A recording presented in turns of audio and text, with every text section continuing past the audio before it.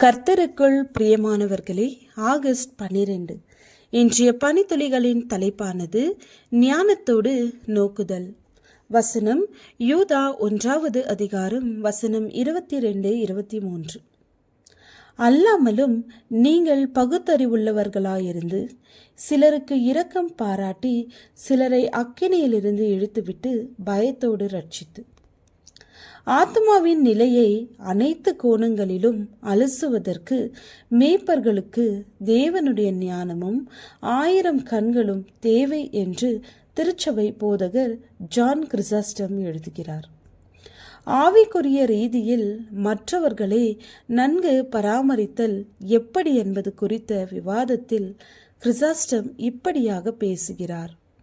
ஒருவரை கட்டாயப்படுத்தி குணமாக்குவது என்பது சாத்தியமில்லை என்பதினால் அவர்களை கரிசனையோடும் இரக்கத்தோடும் அவர்களின் இருதயத்தை அணுகுவதை அவர் வலியுறுத்துகிறார்.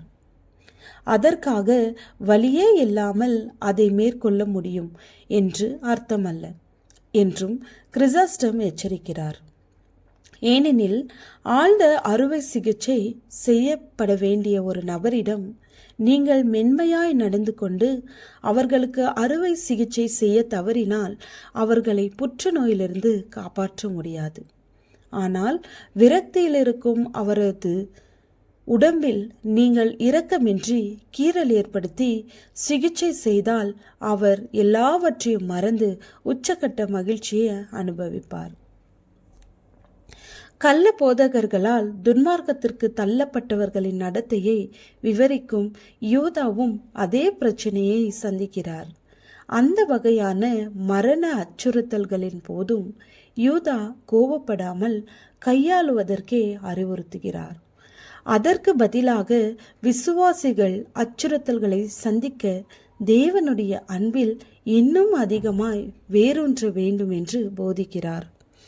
நாம் தேவனுடைய அன்பில் ஆழமாய் வேரூன்றும் போதே சரியான நேரம் தாழ்மை மற்றும் இரக்கத்தோடு மற்றவர்களுக்கு உதவி செய்யும் ஞானத்தை தேவனிடத்திலிருந்து பெறக்கூடும். இந்த பாதையை மற்றவர்களுக்கு சுகத்தை அடைய செய்து தேவனுடைய அன்பின் மகத்துவத்தில் இளைப்பாற செய்கிறது. நம்முடைய அச்சுறுத்தல்களை கையாளுவதற்கு முன்பு பரிசுத்த ஆவிக்குள் நாம் கட்டப்படுவது மிக அவசியம். கடும் துயரில் இருந்தவர்களுக்கு சிறந்த ஞானத்தோடும் இரக்கத்தோடும் உதவி செய்த எந்த உதாரணத்தை நீங்கள் பார்த்திருக்கிறீர்கள்? தேவனுடைய அன்பை மற்றவர்களுக்கு பிரதிபலிப்பதற்கு, அவர்களுக்கு உதவி செய்யவும், தேவைகளை சந்திப்பதற்கும் 1000 கண்களோடு அவர்களை பார்க்கும் ஞானத்தையும் இரக்கத்தையும் பெற்றுக்கொள்ள ஜெபிக்க வேண்டும். அவர் தமது மகிமையினுடைய ஐஸ்வர்யத்தின்படியே நமக்கு அனுகிரகம் பண்ண வேண்டும் என்று நாம் வேண்டிக் கொள்ளுவோம். ஜெபம். தேவனே, தீமையையும் வெறுப்பையும் சந்திக்கும் போது தெய்வீக அன்பில் வேரூன்றி நிற்க உதவி செய்யும். ஆமேன்.